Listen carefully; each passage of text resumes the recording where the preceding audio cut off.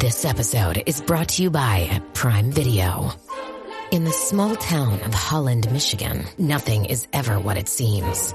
Behind the tulip festivals and pretty houses lay dark secrets that threaten to tear a marriage apart. Nicole Kidman stars in this darkly twisted thriller about a wife and mother whose quest to uncover her husband's secrets may get her more than she bargained for. Holland, streaming on Prime Video March 27th.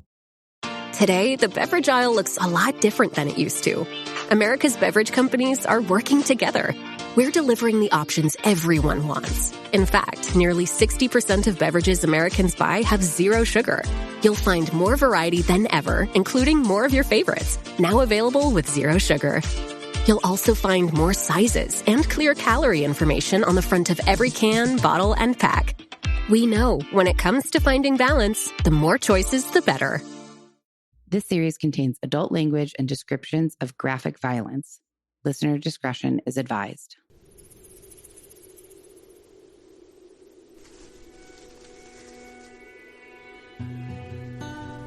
Hi guys. Hello, Death by Southwest. It is Tuesday night and it's pretty late, so we are going to do the best we can here. Bear with me. If you're watching this, I have this new fuzzy mic cover. I'm hoping it will kind of do something similar to what that big windscreen that I was using, which really annoyed me. But we'll see. So if you do notice a difference in the sound or mouth noises, I guess I could try and sit back a little bit. Please do let me know. I feel like I should push let's not have that conversation. Remember, we're trying to be professional here, guys. So welcome back to Death by Southwest. We are today diving into a case that haunted the city of Dallas, Texas for decades. We're talking about the brutal and baffling murder of 20-year-old Angela Samota, a case that went ice cold before being solved in the most unexpected way decades later. So, we are not going to do a sense of place for Dallas because we've had cases in Dallas before. It's a big city in Texas, and that's the whole sense of place we're going to do. But I will set the scene a little bit. So this story takes place in 1984 in Dallas, a city that was booming with businesses, big hair, and that classic 80s mix of neon lights and just a little bit of danger lurking beneath the surface.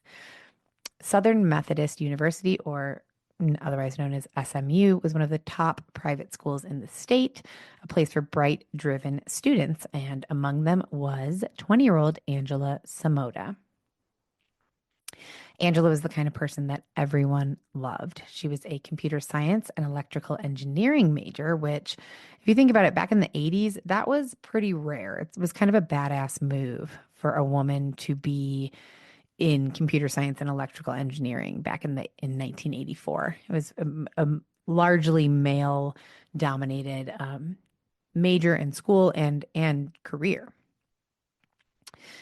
Angela was very academically inclined. She often studied well into the wee hours of the morning. She was also a member of the Zeta Tau Alpha sorority and served as the social chair for the sorority. So she was very successful academically and very successful socially. She was described as smart, friendly, independent, and according to everyone who knew her, she just had this kind of spark about her. People were really drawn to her. According to one of her best friends at the time, she said, quote, she was very vivacious and friendly, and one of the few girls in the computer science and electrical engineering department. She was the triple threat: great personality, really cute, and smart.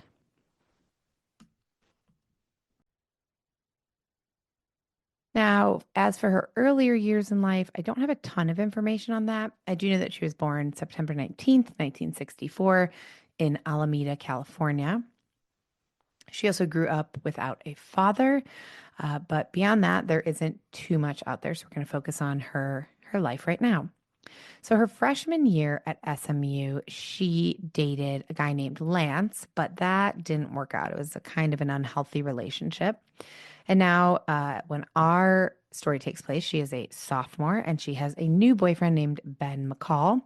They seemingly are in a good relationship. Everything seems really nice and happy between them. And Angela just, in general, had a really busy life full of school, friends, sorority duties, and lots of fun. And on October 12th, 1984, which is when our story begins, Angela had plans just like any other college student. She had a relaxing day planned with her girlfriend and a fun night out planned with some of her other friends. Nothing out of the ordinary, just a pretty normal day, or so she thought. So, Friday, October 12th, 1984, started off like any other day for Angela. She spent the afternoon with her friend Anna Kadala, a fellow student from SMU. The two met up for a late lunch with one of their professors and then headed back to Angela's place for a quick nap before a big night out that they had planned. They were planning to hit up the State Fair of Texas first. That's where they were going to go first, which, by the way, is one of the largest state fairs in the entire country. It's massive. After the state fair, they were planning to do a little bit of bar hopping. So aside from the state fair happening at the time, there was also something called the Red River Showdown. I think at the time it was called the Red River Shootout, but that has since been changed. And basically that's a football game. It was between the University of Texas and the University of Oklahoma. So that was occurring at this time also. Every year this game takes place at the Cotton Bowl in Dallas during the state fair, which brings in a massive crowd. The state fair is a pretty big draw, and then throw in this Cotton Bowl, Red River Showdown / shootout. Shootout was at that time in '84, and we're looking at about 75,000 potentially extra people in the city that aren't usually there. So the city was just buzzing. It was packed with people, lots of energy, and usual kind of chaos that can come with having major events like this happening at the same time. And being that there were so many people in one place at the same time, it makes sense that Dallas police would probably have their hands pretty full this weekend. They didn't know how full at the time. So later that evening on October 12th, this is a Friday, by the way, Angela was getting ready for a night out with friends. She put on a black silk jumpsuit that apparently had no back, very sexy, and black pumps. Her boyfriend was not going to be joining, though, because he worked as a construction supervisor and he had to get up really early the next morning. So he was going to call it a night early and skip all the festivities. However, Angela did invite a new friend, Russell Buchanan, and he was going to join her and Anna on their night out. So he walked over to her condo, but when he got there, he looked at what the girls were wearing and he was like, oh, I'm very underdressed. So the three of them decided to stop over at his place so that he could change into something a little more fancy before they went out. The night took them to several spots around town. They started at Bennigan's for drinks, and I don't know if it depends on like your age, because I haven't heard the word Bennigan's for a very long time. So was it like well, it was obviously an 80s thing because this is the 80s, but yeah, I'm dating myself here. So let's move on. So they started at Bennigan's for drinks and they moved on to a place called Studebaker's nightclub. And finally they ended the night at Nostromo restaurant, where Angela was able to get them into the exclusive Dallas hotspot upstairs from this restaurant called the Rio Room. She was friendly with the bouncer there, so he always let her and her friends in. Angela had a few drinks throughout the night, but she was really careful not to overdo it because she was actually the one driving. But even without having a ton of drinks, Angela was her usual fun, lively self. A couple of people reported that she was going from table to table, seeming to chat up almost everyone in the club. It was like she knew everyone. She was very popular, and people that she didn't know, she got to know because she was so friendly. So after a very fun night, it was sometime between midnight and 12:30, and the three of them, Angela, Anna, and Russell, decided to call it a night. Angela had plans to be up early the next morning for another college football game in Waco, Texas. So Angela dropped Russell off at his place first. Then she swung by her apartment to grab a curling iron. I'm not really sure why, and this may be misinformation. I did see this a few places, though.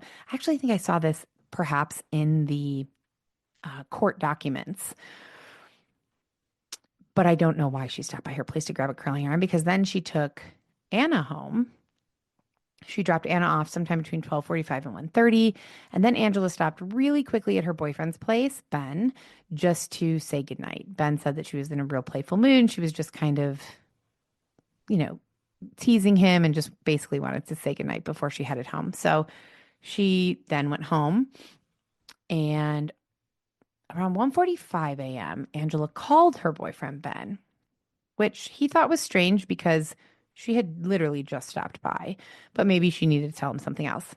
He answered the phone, and he immediately noticed that she sounded nervous. She told him that a man had knocked on her door and asked to use her phone and bathroom. At the time, it wasn't totally clear to Ben whether the guy was already inside the house when she got home, which would have been really weird, or if she had let the guy in. Made more sense that she let the guy in, but this was something that Ben was wondering at the time. But either way, let's pause, because who lets a total stranger in their house when you're a female alone, especially when you're a female alone? Who lets a man who's a stranger into your house to use your phone and bathroom in the middle of the night? Remember, it's 1:45 in the morning. If someone I don't care if a child knocked on my door at 1:45 in the morning, you better believe I am not opening that door unless I have, I'm sorry, this may offend people, but I'm not opening that door unless I have a gun in my hand. Like, there's no way. And maybe that depends on, not maybe, I'm sure that depends on where you live. If you live in a very small, friendly community, perhaps you would open the door because you would probably know the person. Although, let's not forget our mini crime story from last week of the Dardine family who lived in a city with 450 people. Just saying. So I find it very odd that she let a stranger in at 1:45 in the morning. However, it is 1984. Times are a little bit different. And Angela was well known for not just being a very kind person, but for being a very trusting person, and perhaps a little bit too trusting. So on the phone with Ben, Angela said, talk to me. She sounded really tense. And basically, it was like she wanted Ben to stay on the phone with her because she felt safer if he was on the phone. And I really relate to this. And I think it's a strange thing that I believe a lot of people do. Hopefully not just myself. Obviously, Angela does this as well. But, if you're walking into a parking garage by yourself, or walking to your car late at night, or for me, when I take the dogs on night walks in the dirt roads, I mean, I have pepper spray and a knife on me at all times, and I still make Mark talk to me because I just feel safer. Now, realistically, if someone jumps out of the bushes and attacks me, there's very little Mark can do. Hopefully he would call 911 and immediately get in his car and come over, but really not much he can do. And I feel like similarly with this situation, there's not much Ben can do, but I think it's more just the illusion of feeling safe. She clearly was unsettled by this person that she let into her house. But maybe he seemed different at first. Maybe when he knocked, he seemed really nice and normal, and it's late and she feels bad for him. Okay, come on in, use my bathroom, use my phone. But then once he gets in, maybe he was giving her a weird feeling. So back to the phone call. So she's on the phone with Ben. She asked him if he thought there was a payphone at the convenience store near her place. But before he could even answer, she abruptly said, okay, I'll call you right back. And then she hung up the phone, and she never called him back.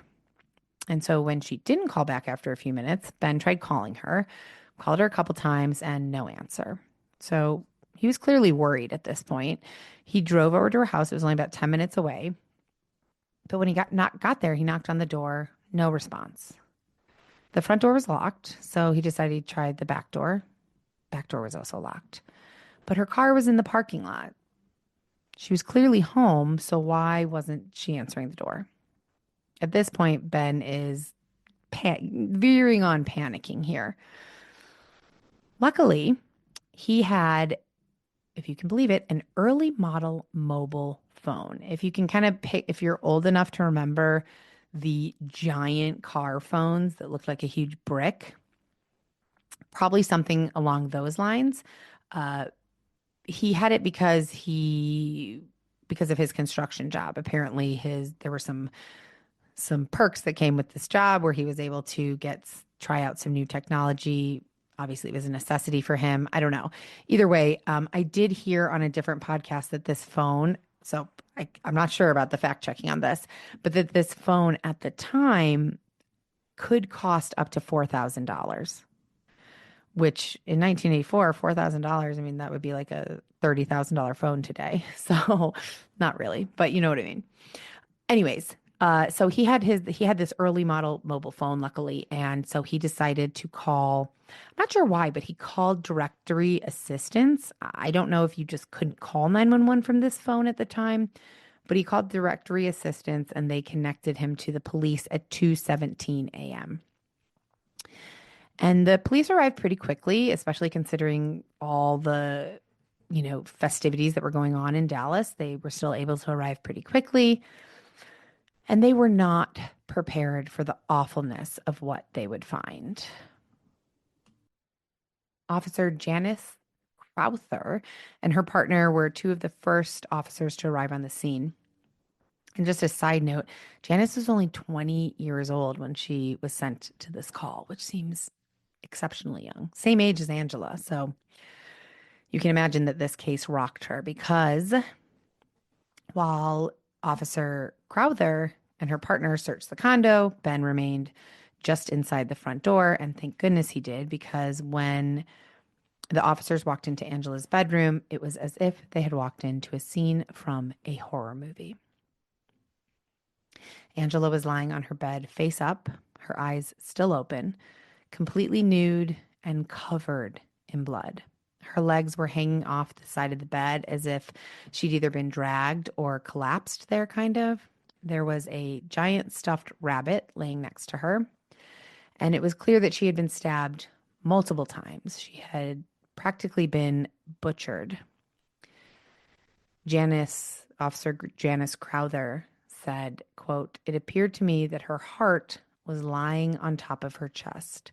She had been so violently and brutally stabbed that her heart was like coming out of her chest partially." In the bathroom next to her bedroom, officers found blood residue, suggesting that either perhaps she had moved and been in the bathroom, but more likely that her assailant had tried to clean up a little bit. There was blood found in the bathtub and in the sink. And then they found a few other strange details throughout her apartment. This is all happening like very, this is 3:00 in the morning. They've just found her body, and they're doing kind of their initial once over in the house. So they found one shoe in the living area, a woman's shoe, presumably hers. The other shoe and Angela's clothing were crumpled on the floor next to the bed. And that was about it. The scene there wasn't much there, but what was there, which, was Angela, it was brutal and deeply disturbing. The forensic pathologist who performed Angela's autopsy revealed some horrifying details about her murder. Angela had dried blood on her chest and neck, along with blood smeared on her face and legs, and just general blood spatter across her body, from the 18 deep stab wounds to her chest and breast area, many of which were overlapping. 8 of those stab wounds pierced her heart, 5 of which also punctured her left lung. Some were so forceful that they cut through her sternum entirely. And the deepest wound went about 7 inches deep, completely penetrating her heart. So there was quite a bit of force used with this murder. Evidence suggested that something, likely a hand, was pressed over her face during the attack. The pathologist couldn't figure out the order of the stab wounds, But, just the sheer brutality of this made it very clear that this was a violent assault. Her blood alcohol level was 0.09. It indicated that she had been drinking earlier in the night, that she hadn't had a drink for a good while. Forensic testing confirmed that she had intercourse at or near the time of her death. A vaginal swab revealed a high concentration of phosphates and intact sperm, meaning the sexual intercourse occurred really probably moments before her death. There were no injuries to her genital area, which means that it was impossible for them to 100% say whether the sex was consensual or forced. Of course, we're assuming it's forced. And then when they had some experts later on examine this sperm that was found inside of her, apparently sperm within 15 minutes of being inside of a living female, it liquefies almost completely. And this was, well, now I just got confused. This either was or was not. I have it later in the notes. Sorry, guys. Whatever it was, the sex was happening within minutes of her death is what they were able to determine ultimately. Meaning that she was not only murdered, she was also raped before she was murdered. The official cause of death was multiple stab wounds to the chest, and it was ruled a homicide. It was a vicious and seemingly very personal attack. And while the crime scene was certainly shocking and brutal, like I said, there weren't a ton of clues as to who could be responsible for this crime. Nothing was stolen. There was no forced entry, but they were able to collect blood, semen, and fingernail scrapings from the scene of the crime. So, without a ton of physical clues at this point, and remember, I know that sounds like a lot because blood and semen and fingernail clippings, like, oh, done, we'll solve this. Well, it's 1984, so not exactly. So police decided to work on digging into Angela's life and getting to know the people in her life and trying to see if they could kind of narrow down or identify some suspects based on that. So right off the bat, they focused on two of the most obvious suspects. Ben McCall, Angela's boyfriend. He was the last person to hear from her, and, police always look to the spouse, partner, boyfriend, girlfriend of the victim. And then Russell Buchanan, who was a new friend and was the last person aside from Anna that Angela was seen with. They also had two additional suspects on the radar. Joseph Barlow, a guy who had what seemed to be a harmless crush on Angela. He would leave little love notes on her car from time to time. Nothing too crazy, though. And then there was Lance Johnson, her ex-boyfriend. Remember I mentioned she had a boyfriend her freshman year and it wasn't a great relationship.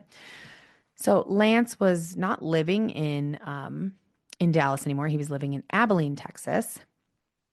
But he had a bit of a dark side. At one point in his relationship with Angela, he had cut up her clothes and threatened her with a knife. So Lance was looking like a real good suspect. However, he was not living in Dallas at the time of the murder. I have that he was living in Abilene, and then I also have that he was living in Amarillo. He was living in a part of Texas, a city in Texas that began with an A, not Dallas. So police were able to confirm that he was not in Dallas that night. He was in Abilene/Amarillo, one of them, on the night of October 12th. Plus, his blood type did not match the blood that they found at the scene, so he was ruled out. Joseph Barlow, the guy with the love notes, he apparently had an airtight alibi that 100% checked out, so he was ruled out as a suspect as well.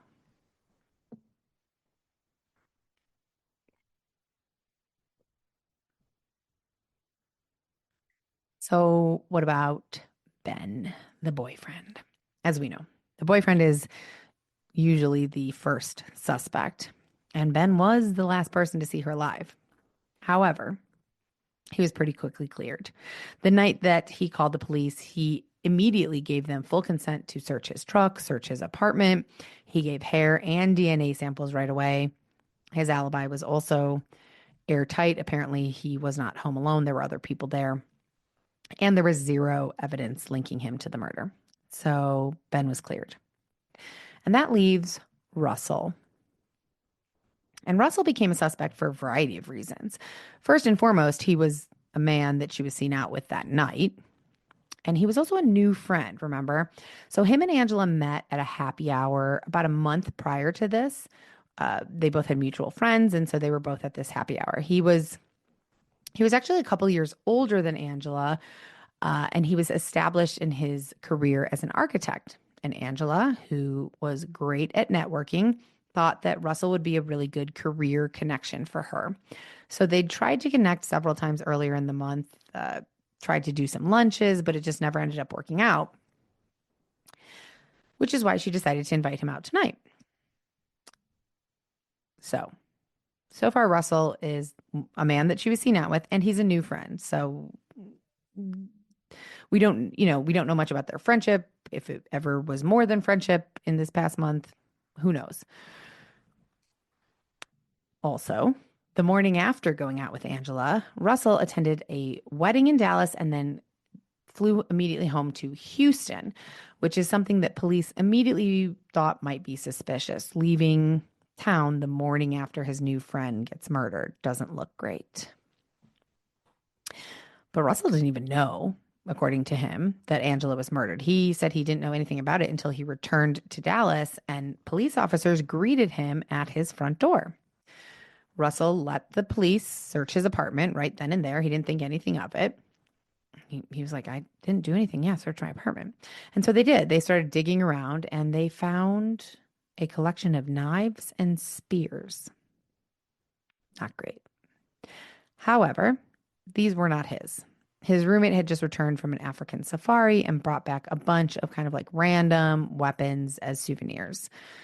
Of course, when the police found them, like initially before knowing this, the chips are stacking up against Russell at this point. So they brought him down to the station. They didn't cuff him and they didn't arrest him. They just asked him to come down and talk to them. Sounds harmless, but when he stepped outside, he saw that his entire apartment complex was surrounded by cops. And not just like cop cars. There were cops crouched behind their car doors with their guns drawn. So, I mean, I'm reading this and just picturing a scene from like FBI or SWAT, the TV shows. And that's the type of scene when there is a serious criminal that you know or you really strongly suspect is guilty of something. At this point, they don't even know that much about Russell, let alone if he did anything. But that's what was happening. If I was Russell, I would be peeing in my pants for sure. He seemed kind of calm though, and he climbed into the backseat of the squad car. And as they drove, the cop who was driving took an exit that was not on the way to the police station and pulled off the exit and then stopped and looked back at Russell and said, "Does this look familiar?" or "Look familiar." Russell's like looking around like, "What?" He had no idea what the cop meant, so he didn't say anything. He just sat there. And the cop said, "This is where Jack Ruby shot Lee Harvey Oswald." Weird. At first I was like, what the F? Like, why would he? What does this have to do with anything? Like, are we going on a sightseeing tour? I just don't understand. And if I thinking about it, maybe is the cop like indicating that's what's going to happen to Russell? I don't know. I still don't know. If you have any thoughts on this, I'd love to hear them because I don't totally understand the purpose of taking this detour and then stopping and being like, this is where Jack Ruby, who is the FBI, some type of law enforcement, shot Lee Harvey Oswald. That's the only thing I can think of is they're trying to intimidate Russell. Like, that's going to happen to you. So police weren't just looking at Russell because he was a new friend who happened to leave town the morning after she was murdered or the African knives. There was something else. there was a detail from the autopsy that also made them suspicious. So whoever had killed Angela was what is referred to as a non-secretor. It's a really unpleasant word, but basically what it means is that a non-secretor, you can't determine their blood type from their bodily fluids like saliva or semen. First of all, I didn't even know that was possible to determine someone's blood type from saliva or semen. And maybe that makes me sound ignorant, but I didn't. I had no idea. So apparently, look, this may not sound like a big deal. Okay, so what? You can't determine his blood type from his saliva or semen. But only 20% of the population are non-secretors. So Russell is part of this kind of small minority of people. Then there's his alibi, or lack of alibi. Remember, Angela and Anna dropped him off at his apartment that night, but he only lived a few blocks away. At the beginning of the night, he had walked over to Angela's place. So it wouldn't have been out of the question for him to just walk back over that night. So police suggested that Russell take a polygraph. They're like, "You're looking pretty guilty, buddy." And he said, "Okay." So he took a polygraph and he passed. But sadly for Russell, this didn't really matter. They just had it out for him. And so they kept coming after him. For the next 6 months, detectives picked him up regularly for questioning. They'd wait outside his office. Remember, he's an architect. They'd show up when he got home. They'd pull him in for questioning again and again and ask him the same things.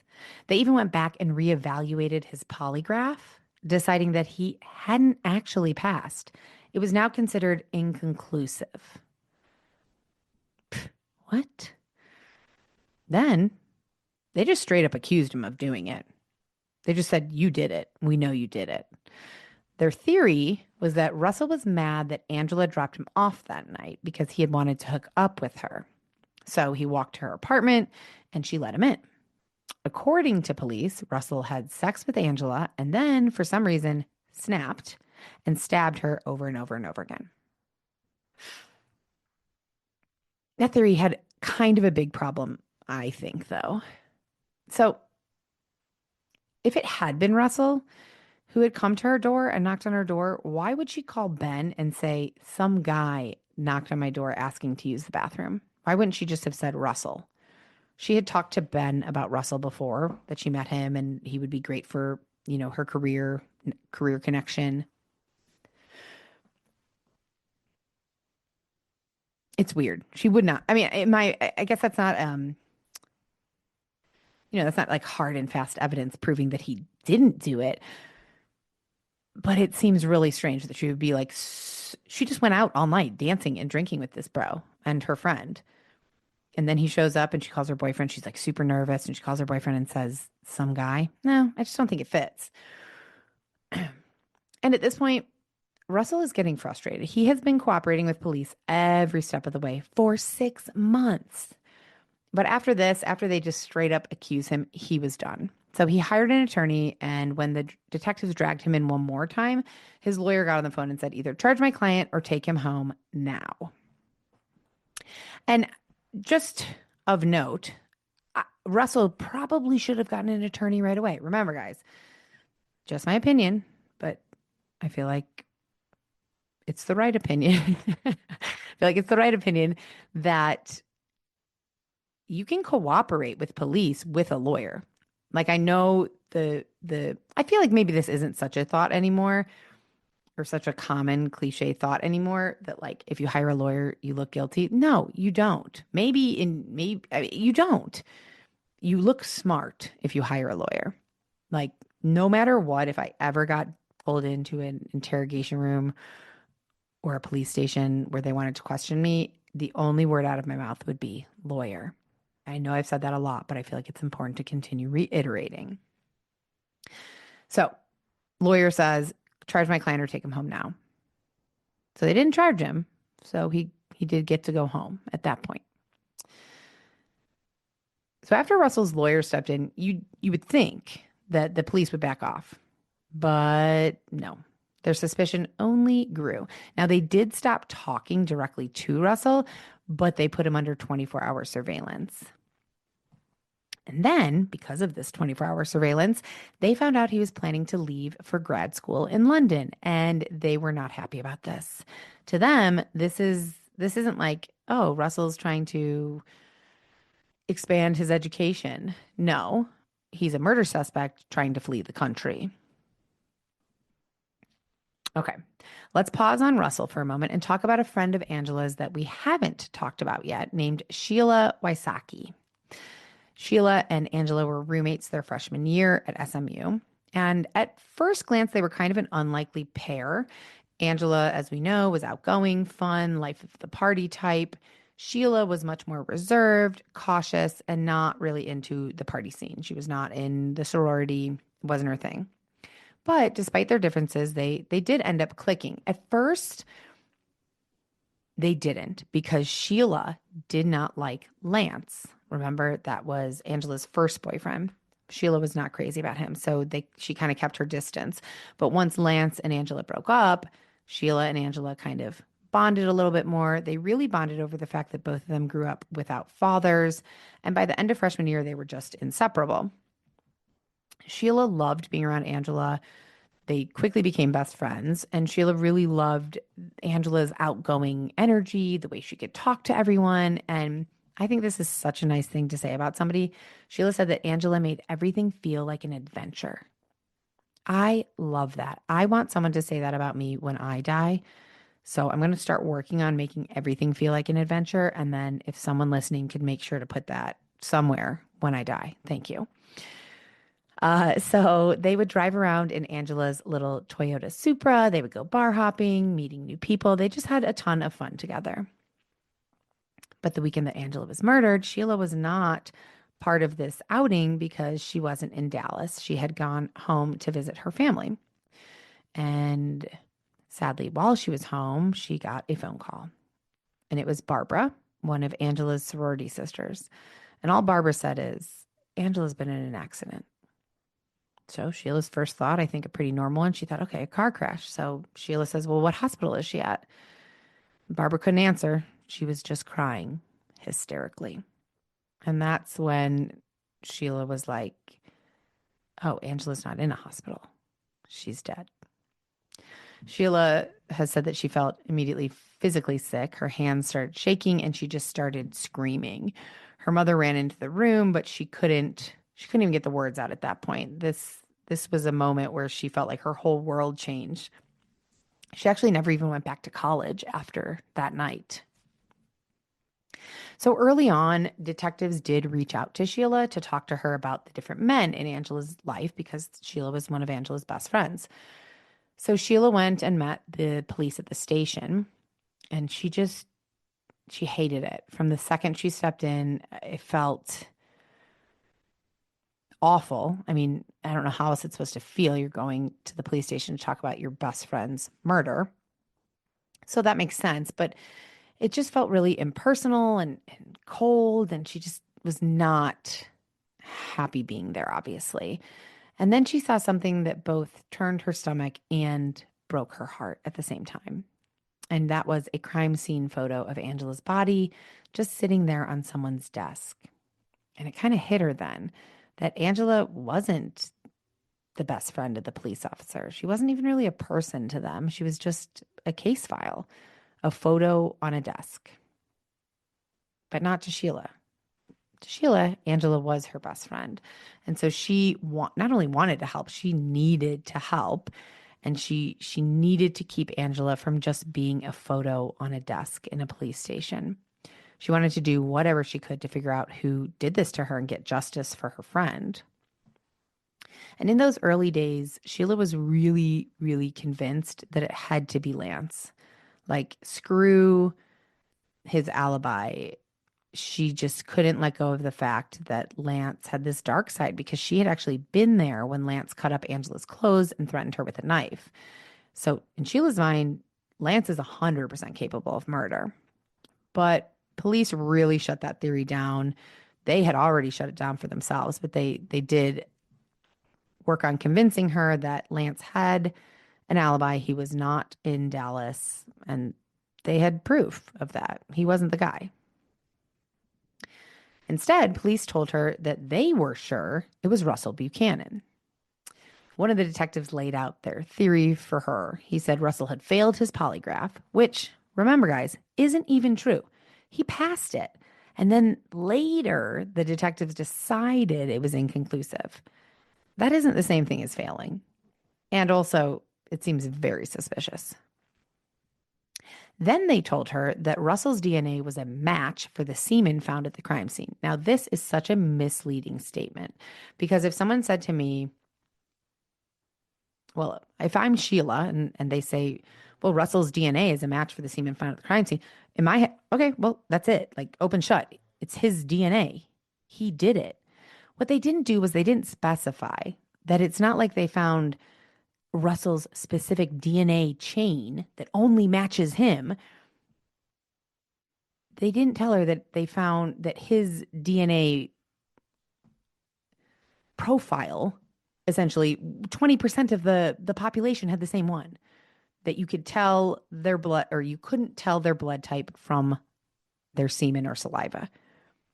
That did not point specifically to Russell.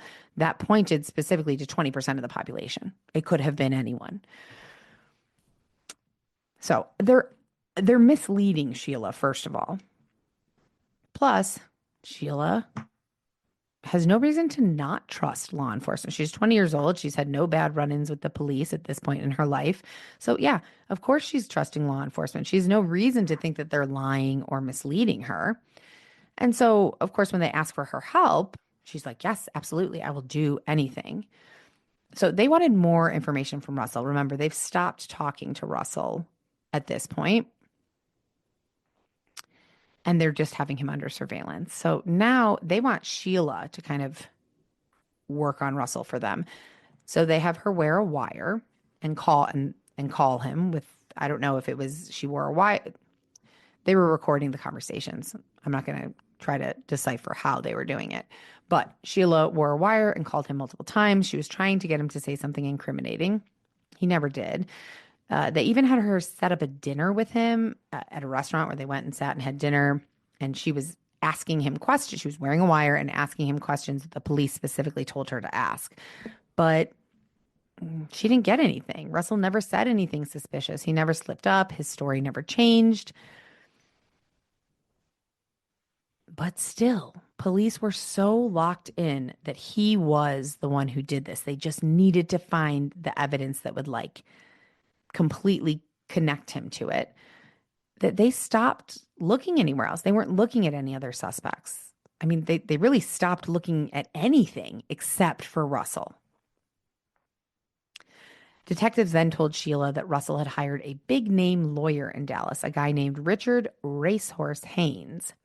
And to Sheila, this is kind of confirming what the police are telling her, that Russell's the guy, because she thought, like, it's suspicious to hire some big hotshot lawyer if you're not guilty. Might just hire, like, a regular lawyer, which doesn't make, of course, if you're being accused of murder, you better hire the best lawyer.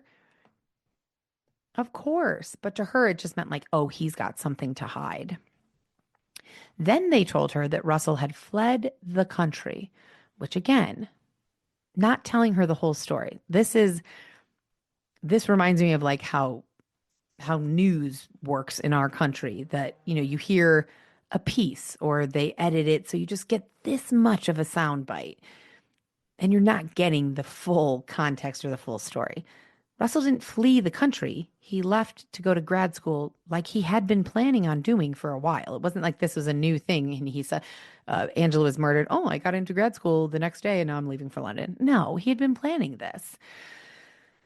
And he went. And without any new evidence, there was really nothing the police could do about it. So their one and only suspect is gone. And that was that. For the next 20 years, Angela's case went cold. Now, during these 20 years, Russell built an incredibly successful career as an architect. His work has been featured in Architectural Digest. His homes and apartment buildings won major awards and even had a table that he designed displayed in the Dallas Museum of Art. So Russell is thriving professionally, but he still has this dark cloud hanging over him. Like he was never officially cleared of this crime. For 2 decades, he spent living under suspicion. And at first I was like, well, who cares? Who would know, especially if he's in London? But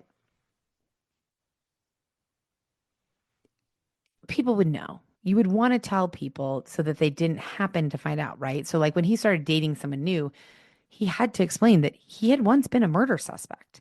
And I'm not going to lie, no matter how much I liked a guy, if I just met him and we were like newly dating and he said he was a murder suspect, I'm out. I don't need to hear anything else. I don't need to hear the full story. I don't care how nice you are, how successful, how good looking, how anything, how much we connect. Doesn't matter. It's over. Bye. Until you are completely cleared. And even then, I don't know. Even if something happened where he was completely cleared, I don't think so. No thanks. I'll find someone else. But not every woman felt like that because in the early 90s, he got married. And his wife, Karen, says that she never doubted his innocence for a single second. However, until Angela's real killer was found, assuming it's not Russell, Russell's always going to carry this around. Now, for years after the case, started to go cold and then continued to, Sheila stayed in close contact with one of the detectives from Angela's case. They'd meet up at various bars, snuffers, Cardinal Puffs. I just wanted to include those names because, like, what snuffers? I love it. Cardinal Puffs, such interesting bar names. Anyways, they would meet out at bars and talk about the investigation. When Sheila got married in 1988, she was still in touch with this detective, and so she even invited him to her wedding. That's how much she trusted this guy and like how close they had become. Eventually, Sheila moved to Nashville and started this new chapter in her life. She was now married. She became a mom to 2 boys, but Angela was never far from Sheila's mind. The case had gone nowhere, literally for 20 years, and that really weighed heavily on her. And with every passing year, her frustration over this just grew and grew. She couldn't stand to see Russell Buchanan thriving and becoming this like celebrated architect when Angela never got the chance to live her life. Remember, in Sheila's mind, Russell's guilty. And he's guilty in her mind because the police told her he's guilty. It wasn't like she just came up with this. The police basically said they didn't basically say, they said he's guilty. We're just looking for that clinching piece of evidence. There was something else. So one of the detectives had made a comment years and years ago that always sat in the back of Sheila's mind. They told her the first murder is always the hardest. And Sheila didn't totally like connect the dots on that right away when they said it. But over time, she turned it over in her head and realized it was like they were implying that that Angela was Russell's first kill, but that there would be more. That there was the potential that for the past 20 years, Russell had just been out here, thriving as an architect and murdering women. So by the mid-2000s, Sheila couldn't take it anymore. Her kids were older, in school, and for the first time in a while, she had plenty of time to kind of think about Angela and the case that never went anywhere. And then something happened. There was a night in 2004 when Sheila was at home. I believe she was in her bed working on some Bible study work. And she turned her head and she saw Angela just standing there, smiling. It was only for a few seconds, but it shook her. Was she dreaming? Was she imagining things? She didn't necessarily believe in ghosts, so she didn't know what was going on. She didn't hear any words. Angela didn't say anything, but Sheila felt confident that she got the message. And the message was, it's time. It's time to do something about my death. And Sheila knew what she had to do. So she started calling the Dallas Police Department to get Angela's case reopened. Now, the case wasn't technically closed, but it had gone very, very cold. And at the time, Dallas didn't have a cold case unit. So the Dallas police are only working active investigations. There isn't even a detective assigned to Angela's case anymore. The worst part, they didn't really seem to care. Even the detective that had come to her wedding, like, barely gave her the time of day. Sheila was frustrated, but she was not going to give up. So she started rallying some of Angela's old friends, her sorority sisters, classmates, anyone who was willing to help. And over time, Sheila and these friends who were willing to help flooded Dallas PD with over 750 phone calls, every time just begging them to open up the case or, reinvigorate the case, I guess you could say. And at one point, an officer told Sheila, no one has even called about this case in 20 years, which really broke Sheila's heart, because she felt like Angela had been forgotten. And Sheila this was not okay with her. This was not going to stand. But no matter how many times she called the police, begging, asking for the case files, asking for someone to start looking into it again, nothing happened. So Sheila thought, well, if no one else is going to do anything, I will. So Sheila was living at the time, remember, in Nashville in a gated, guarded, community. And she, in retrospect, she has said that she thinks that Angela's murder probably shaped this decision. She wanted to feel safe at all times. So she had gotten to know the security guards that worked the front gate where she lived. And they would talk from time to time. She occasionally vented about her frustration on the case. And one day he was kind of like, if you want to become a private investigator, I could sponsor you. And that was it. Sheila was like, yeah, let's do that. So she decided she was going to become a private investigator, and she was going to investigate Angela's case. So she studied like her life depended on it. She treated her studying, there's an exam. Apparently, to become a licensed PI, you have to be sponsored by someone who is a PI, I believe. And there's an exam that you have to take. And she treated this exam like she was applying to the Ivy Leagues. She studied like crazy, and it paid off. She passed.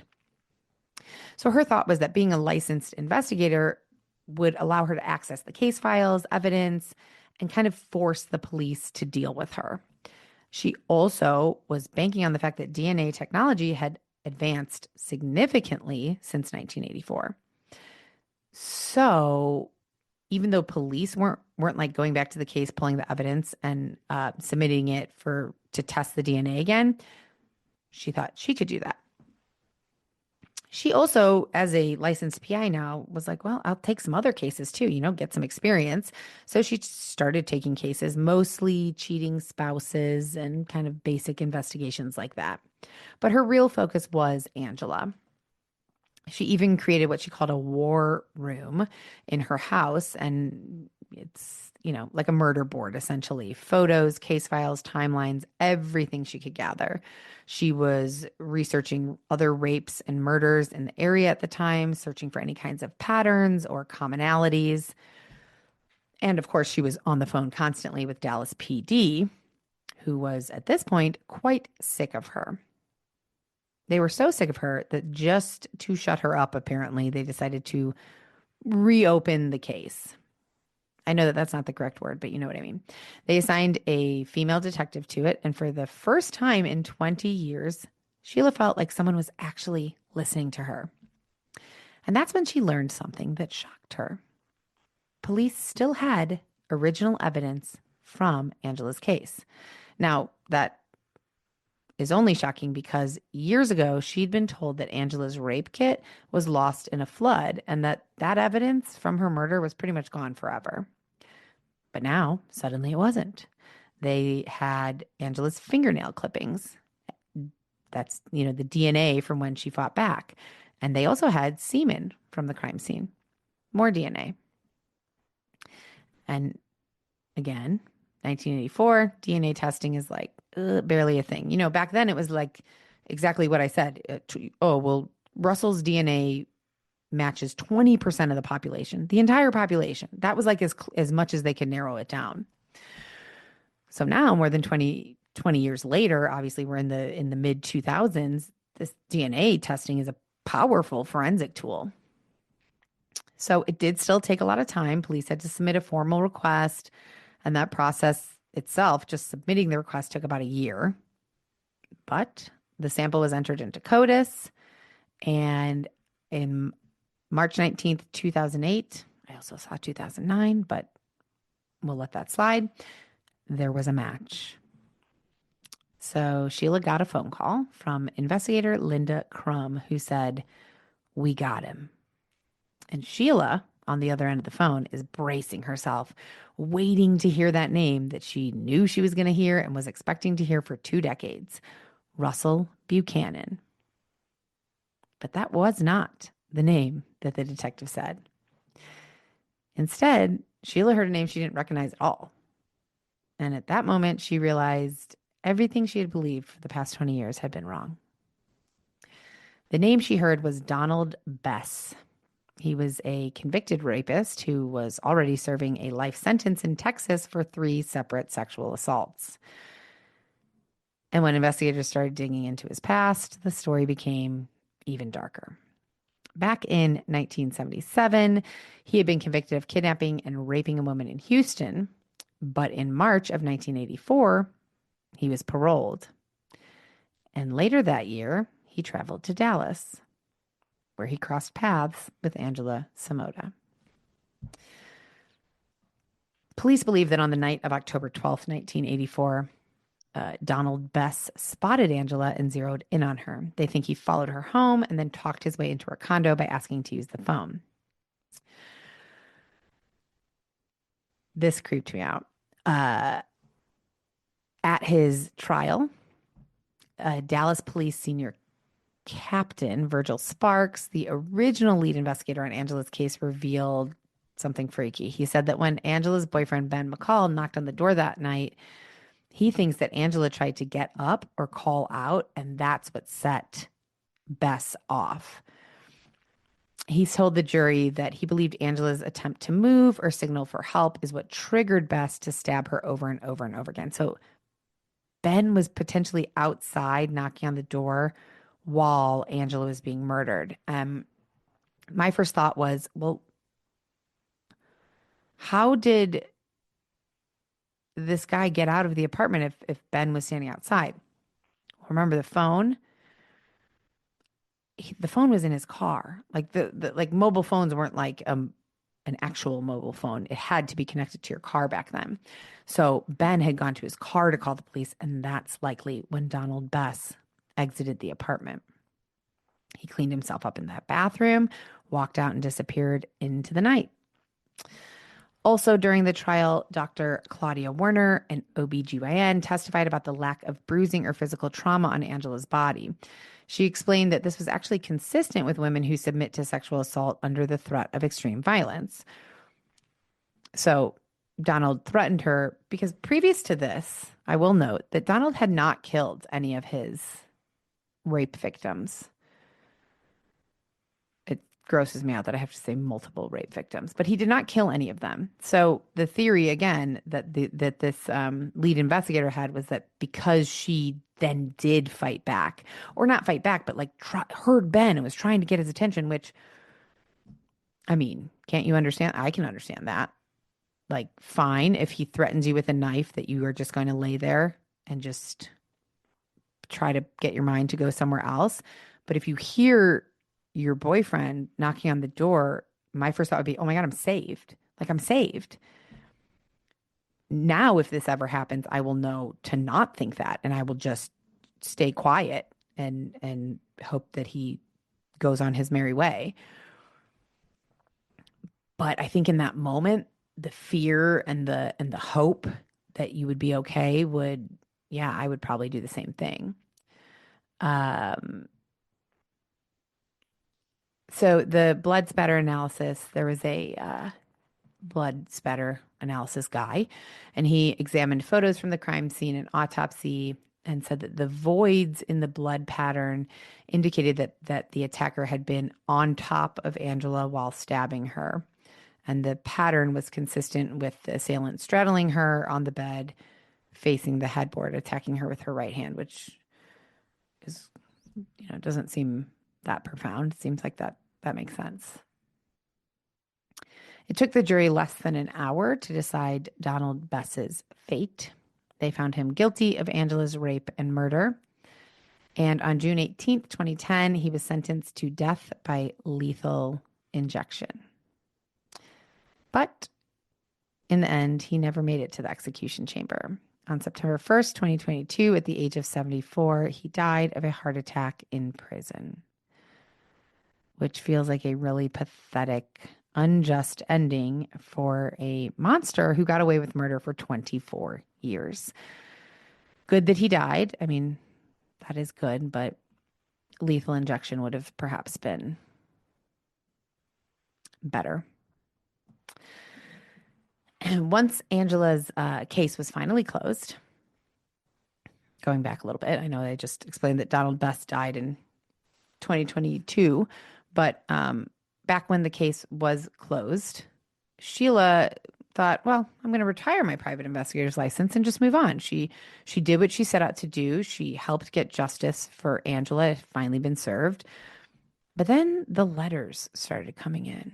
And at first it was just a few.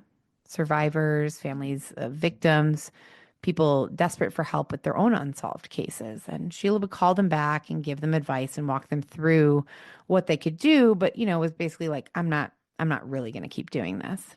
But the letters didn't stop. They kept coming and kept coming. And Sheila realized my work's not done. So she didn't retire her license. She decided she would keep helping people. Also, after the trial, Sheila did something that she never thought she would do. She picked up the phone and she called Russell Buchanan. And she said, I would like to meet and talk to you about the past. For years, she had been furious at this man. She had hated him because she really, truly, deep down believed that he was the one who killed Angela. And she was bitter about the fact that Russell had lived this wonderful, school in London and Architectural Digest. And he had lived this very full life. And Angela never got the chance to. And she thought that was because of him. But now she knew he didn't do it. And she felt the need to make it right. So she wanted to ask him for forgiveness. And they did end up meeting face to face. And later they even went together to visit Angela's grave together. And after everything that these two had seemingly been through, maybe not together, but simultaneously, there was decades of suspicion and frustration. And for Russell, I can't even imagine what that must have been like for him. After all of this, Russell said something to Sheila that she never expected. He thanked her. He said because of her persistence, the truth had finally come out. And for the first time in over 20 years, that cloud of suspicion over him was finally gone, and Angela had true justice.